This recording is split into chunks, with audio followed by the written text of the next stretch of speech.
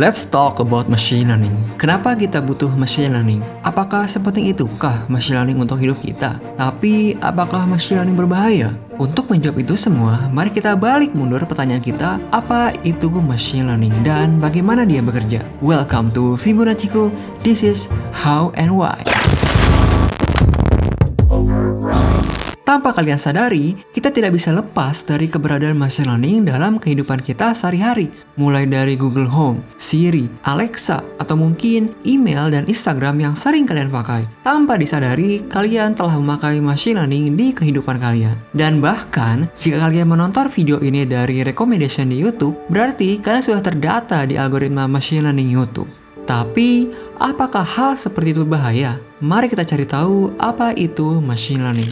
Pada tahun 1959, Arthur Samuel, seorang pionir dari Amerika di bidang komputer gaming dan artificial intelligence, mendefinisikan machine learning dalam bahasa umum, yaitu bidang studi yang memberikan komputer kemampuan belajar sendiri tanpa pemrograman yang kompleks. Dan lalu pada tahun 1997, Tom Mitchell, seorang komputer scientist dari Amerika dan profesor di Carnegie Mellon University, mendefinisikan machine learning dalam bahasa yang lebih bersifat teknikal orientasi nih, yaitu machine learning is a computer program is said to learn from experience E with respect to some task T and some performance measure P if its performance on T as measured by P improves with experience E. I know, itu mungkin terdengar membingungkan ya kan? Tapi pada dasarnya, machine learning adalah sebuah sains dan seni dari pemrograman komputer sehingga komputer dapat belajar dari sebuah data. Lalu, kenapa kita menggunakan machine learning sih? Anggap kamu ingin membuat program untuk memfilter email yang masuk ke kamu. Apakah dia spam atau tidak? Pertama, kamu harus mempertimbangkan email spam itu yang seperti apa sih? Kamu mungkin akan memperhatikan spam itu dalam beberapa kata atau kalimat yang cenderung muncul di bagian subjek email. Contohnya, for you, credit card, free,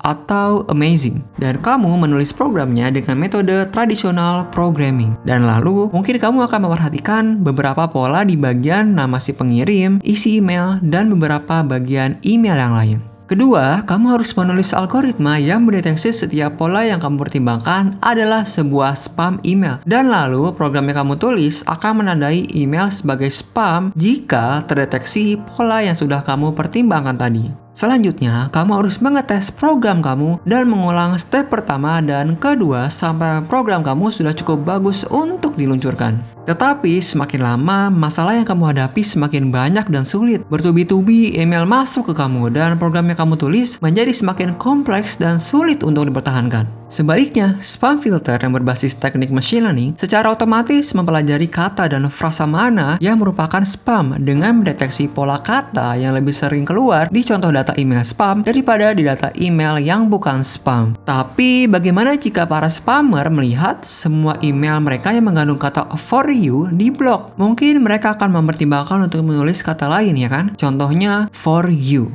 Spam filter yang menggunakan teknik tradisional programming harus selalu mengupdate programnya untuk menandai kata for you sebagai spam. Dan jika para spammer selalu melakukan hal seperti itu berulang-ulang kali, maka kamu harus selalu mengupdate program kamu selamanya. Buang-buang waktu ya kan? Sebaliknya, spam filter yang berbasis teknik machine learning secara otomatis akan mendeteksi bahwa for you sudah menjadi kata yang sering ditandai oleh pengguna email sebagai spam, dan selanjutnya program kamu akan otomatis menandai kata itu tanpa campur tangan kamu. Simple banget kan? Oleh karena itu, machine learning sangat dibutuhkan oleh manusia karena manusia memiliki kelemahan dan manusia bisa capek. Tapi mesin, dia tidak pernah capek ya. 24 jam dalam sehari pun mesin bisa selalu bekerja. Dengan bantuan machine learning, hidup manusia akan lebih mudah dan dapat membantu manusia untuk memecahkan sebuah masalah yang manusia sendiri tidak dapat pecahkan. Tapi, apakah berbahaya? Bisa iya, bisa tidak. Tulis pendapat kalian di kolom komentar. Thank you, see you next time.